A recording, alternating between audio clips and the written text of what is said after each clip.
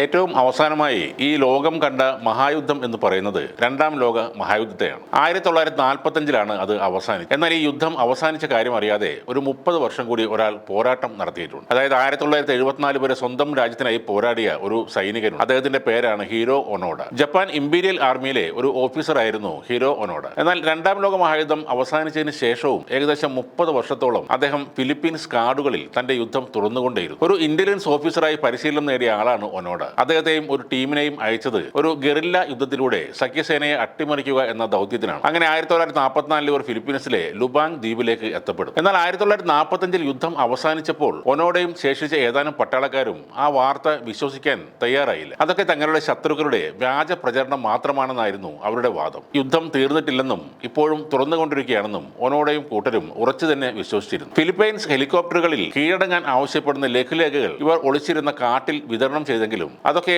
സഖ്യകക്ഷികളുടെ പ്രചരണം മാത്രമാണെന്ന് വിചാരിച്ച് ഇവർ തള്ളിക്കളയുകയായിരുന്നു. അവിടുത്തെ ചില കർഷകർ നൽകുന്ന സഹായങ്ങളുടെ ബലത്തിലാണ് അവർ ജീവിച്ചത്. കൂടെയുണ്ടായിരുന്ന 2 പട്ടാളക്കാരിൽ ഒരാൾ 1954 മറ്റൊരാൾ 1971 കൊല്ലപ്പെട്ടു. എന്നാൽ ഒനോഡ മാത്രം അവിടുത്തെ പ്രാദേശിക ഗവൺമെന്റിനോട് എതിരിട്ടുകൊണ്ട് തന്റെ ഒളിവിലെ ഒറ്റയ്ക്കുള്ള പോരാട്ടം തുറന്നുകൊണ്ടേയിരുന്നു. കീഴടങ്ങാനോ യുദ്ധം അവസാനിപ്പിക്കാനോ അയാൾ തയ്യാറല്ലായിരുന്നു. തന്റെ രാജ്യത്തിനായി അവസാനം വരെ അല്ലെങ്കിൽ വിജയം വരെ പോരാടും എന്ന് മനസ്സിൽ ഉറപ്പിച്ച ഒരു രാജ്യസ്നേഹിയായിരുന്നു അയാൾ. പിന്നീട് കുറെ നാളുകൾ കഴിഞ്ഞ് 1974 ജാപ്പാനീസ് സാഹസിക യാത്രികനായ നോറിയോ സുസുക്കി കാട്ടിൽ വെച്ച് ഒനോഡയെ കണ്ടുമുട്ടി. അദ്ദേഹത്തെ കാര്യങ്ങൾ പറഞ്ഞ് ബോധ്യപ്പെടുത്താൻ നോറിയോ ശ്രമിച്ചെങ്കിലും ഒനോഡ അത് വിശ്വസിച്ചില്ല. തന്റെ കമാൻഡിംഗ് ഓഫീസറായ മേജർ യോഷിമി ടാനഗുച്ചി അവിടേക്ക് വന്ന് ഒനോഡയോട് ഔദ്യോഗികമായി ഡ്യൂട്ടിയിൽ നിന്ന് വിരമിക്കാൻ ആവശ്യപ്പെടുന്നവരെ അദ്ദേഹം കീഴടങ്ങാൻ കൂട്ടാക്കിയില്ല. ഒടുവിൽ ഫിലിപ്പീൻസ് പ്രസിഡന്റ് ഫെർഡിനൻഡ് മാർക്കോസിന് മുന്നിൽ തന്റെ സൈനിക ആയുധങ്ങൾ വെച്ച് 1974 മാർച്ച് 11 ആ പോരാളി കീഴടങ്ങുമ്പോൾ അപ്പോഴും നന്നായി വർക്ക് ചെയ്യുന്ന ഒരു അരിസിക്ക 99 റൈഫിൾ, 500 റൗണ്ട് വെടിയുതിർക്കാൻ വേണ്ട വെടിയുണ്ടകൾ, ഹാൻഡ് ഗ്രനേഡുകൾ, ശത്രുക്കളുടെ പിടിയിൽപ്പെട്ടാൽ